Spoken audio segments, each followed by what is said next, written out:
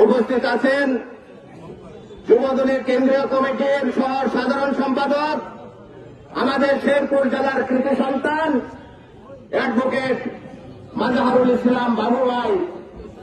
উপস্থিত আছেন যুবদলের সাধারণ সম্পাদক জনাব আতাহারুল ইসলাম আতা সহ বিএনপির সকল নেতৃবৃন্দ, অঙ্গ ও সহযোগী সংগঠনের সকল নেতৃবৃন্দ, শেরপুর শহর এবং থানার সকল নেতৃবৃন্দ, সকলকে আমার সালাম। আসসালামু আলাইকুম।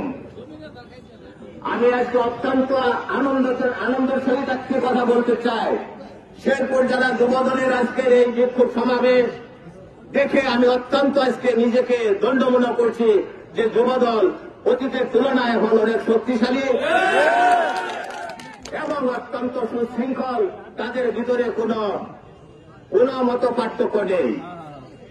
আমি এই সরকারের, অবৈধ সরকারের, ভোটারবিহীন সরকারের, দিনের ভোট রাখে নেওয়া সরকারের যে সরকার আমরা মনে করি না এই সরকার বাংলাদেশে আছে।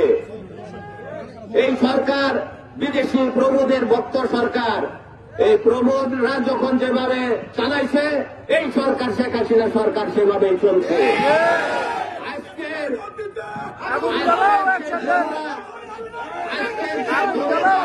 তাদের কাছ থেকে মুখ ফিরিয়ে নিয়েছে